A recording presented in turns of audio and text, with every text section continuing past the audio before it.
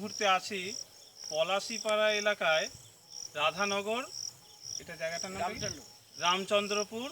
একটা মাঠে এসেছি যেখানে এই ভদ্রলোক, উনি একজন বড় চাষি এখানকার। উনি ওনার জমিতে 1.5 বিঘা জমিতে আমাদের হরিশ সঞ্জীবনী দিয়ে কুমড়ো চাষ করেছেন। ওনার মুখে একটু শুনে নেব উনি কি স্যাটিসফাইড কিনা। আমাদের হরিশ সঞ্জীবনী এবারই প্রথম উনি ব্যবহার করেছেন এবং অন্যান্য জমিতেও উনি নিজের মতো করে চাষ করেছেন এবং উনি কতটা রেজাল্ট পেয়েছেন একটু নিজের মুখে একটু শুনে নেব। আপনি আপনার নামটা একটু বলবেন। আমার নাম হচ্ছে অমর মণ্ডল, বাবার নাম ব্রজবাসী মণ্ডল। আপনি বলুন যে এই জমিটায় আপনি আমাদের RCM এর হরিশ সঞ্জীবনী দিয়ে চাষ করেছেন, তা আপনি কীরকম রেজাল্ট পেয়েছেন আপনার মতো করে বলুন। আমি ধরুন এর আগেও এই জমিতে কুমড়ো চাষ করেছি, প্রতিবারই প্রায় করি। তা যে ধরনের সার দিই, যেমন কুমড়ো হয়, গাছ নষ্ট হয়ে যায়, এবছরে এই জিনিসটা ব্যবহার করি আমি খুব লাভজনকভাবে দেখছি। এখন আমি কুমড়ো যদিও বেছে নিই, কিন্তু ফলন আকার দেখে আমার মনে হয় খুব সন্তুষ্ট। এবং অন্যান্য রাসায়নিক সার ব্যবহার করতে যতক্ষণই আমার পয়সা খরচ হয়, এই সারে সেই তুলনায় অনেক পয়সা খরচ কম হয়েছে। আমি টোটালে 30 কেজি সার দিচ্ছি। বাহ। 15 কেজি কুড়ি কুড়ি আর 15 কেজি পলাশ, আর আপনাদের এই সঞ্জীবনী, তাছাড়া অন্য কিচ্ছু পারবেন। এই হরিশ সঞ্জীবনী আপনার আপনার মারফত আপনার কি মনে হয়, আপনি একটু সাইডগুলো দেখান, একটু দেখান যে এই এই যে কুমড়োর যে আকৃতিটা, সাইজটা হয়েছে দেখুন। আমরা প্রত্যেক জায়গায় একটা কথা বলি যে আমাদের হরিশ সঞ্জীবনীর একটা বড় গুণ আছে যে প্রত্যেকটা ফসলের আকার সমান আকৃতির হয় প্রায়। তা তো মোটামুটি তাই এসছে।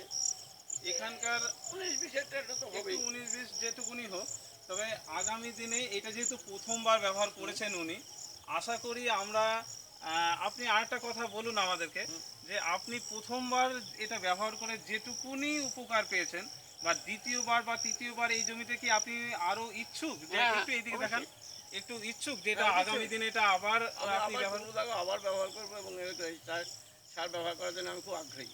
আর একটা বিষয় বলুন যে আপনার তো অনেক পরিচিতি আরো চাষি বন্ধুরা বা ভাইরা আছে, তাদের কাছে একটু মেসেজ দিন যে তারা এটা হরিশ সঞ্জীবনী দিয়ে তারাও যেন এটা ব্যবহার করে, এই উপকারটা যেন অবশ্যই পায়। আমাকে অনেকেই ধরেন জিজ্ঞেস করেছিল কি সার দিয়েছিস, এরকম জিজ্ঞেস করেছিল। তখন অব্দি আমি কিছু তাদেরকে বলিনি, মানে আমার কুমড়োটাকে কেমন হোক না হোক এরকম ভাবটা দেখে তাদেরকে প্রচার দিইনি যে আমি এই সারটা ব্যবহার করেছি। কিন্তু এখন যেহেতু কুমড়ো পাতার তলা থেকে দেখা যাচ্ছে, এখন আমি সকলকে বলতে পারি যে আমি এই সার ব্যবহার করছি, তোমরা করো, লাভ হবে তোমাদের। এর পরবর্তী ক্ষেত্রে আপনি এই কুমড়োর পরে কি চাষ করতে আবার এটাতে কুমড়োই করবো। আপনার এটাতে কুমড়োই করবেন এবং আপনি আবার হরিশ সঞ্জীবনী যেভাবে ব্যবহার করেছেন ওই সারই ব্যবহার করবো, সেইভাবে ব্যবহার করবেন। আচ্ছা, ধন্যবাদ আপনাকে, অবশ্যই অনেক অনেক ধন্যবাদ যে আমাদের একটু সামান্য কথাতে আপনি বিশ্বাস করেছেন আমাদের এই হরিশ সঞ্জীবনী সম্বন্ধে একটা ছোট্ট প্রোগ্রামের মাধ্যমে আপনি এটা আপনার মতো করে এটা ব্যবহার করেছেন এবং উপকার পেয়েছেন। আশা করি আমরা RCM এর এই হরিশ সঞ্জীবনী এই এলাকায় প্রত্যেকটা চাষি ভাইদের ঘরে আমরা এটা তুলে দিতে সক্ষম হব এবং তাদের চেষ্টা করবো যাতে সকলের ন্যায়। আপনি একটু দেখান চারপাশে এবার।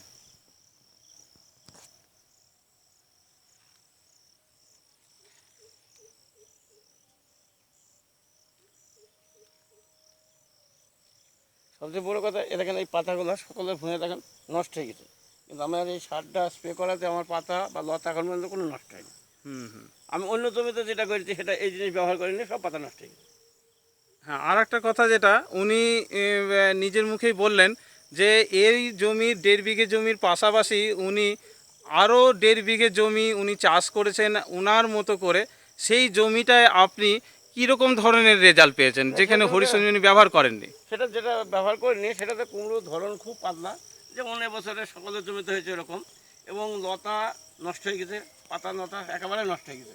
কিন্তু এই জমিটা আমি ওই জমি ছাড়া আগে লাগিয়েছি, কিন্তু এখন আমার পাতা বা লতা ঠিক আছে। এই কারণে আমার আরও মনে সাহস হয়েছে যে এই সারটা ব্যবহার করলে আমার লতা ঠিক থাকবে। আমাদের এই হরিশ সঞ্জীবনী সম্পূর্ণ জৈব পদ্ধতির সার, এখানে রাসায়নিকের প্রভাবটাকে কাটায় জমিতে এবং আস্তে আস্তে জমির উর্বরতা শক্তি বাড়ায় এবং জমিতে অর্গানিক কার্বনের পরিমাণ অনেক বাড়িয়ে দেয় এবং জমিতে চাষির বন্ধুদের যেসব যেসব পোকামাকড় আছে যেগুলো আমরা একসময় হারিয়ে ফেলেছি আমাদের জমি থেকে, সেগুলো আস্তে আস্তে আবার এই জমিগুলোতে ফিরে আসবে এবং মাটি অনেক আলগা ফুরফুরে আমরা দেখতে পাচ্ছি আমাদের জমিতে বসে যাচ্ছে। এর থেকে একটা প্রমাণিত হয় আমাদের এই জমিতে হরিসঞ্জীবনীর প্রভাব অনেক পরিমাণে পড়েছে, যার ফলে মাটি আলগা ফুরফুরে হয়েছে, যেখানে কার্বনের ভাগ অনেক বেড়ে গিয়েছে জমিতে। এবং এটা প্রথমবার ব্যবহার করেই আমাদের এই ভদ্রলোক, এই চাষি, যে নামটা একটু বলেন, অমরমণ্ডল। অমর মণ্ডল, উনি মহাশয় উনি এখানে স্যাটিসফাইড, ওনার জমিতে যথেষ্ট পরিমাণে উনি লাভ পেয়েছেন এবং ওনার যে খরচটা উনি করেছিলেন ওনার বক্তব্য মুখেই শুনলাম যে ওই খরচ ওনার সম্পূর্ণরূপে উঠে গিয়েছে। অন্যান্য জমিতে ছাড়া বেশি খরচ করেছে, অথচ কম হয়নি।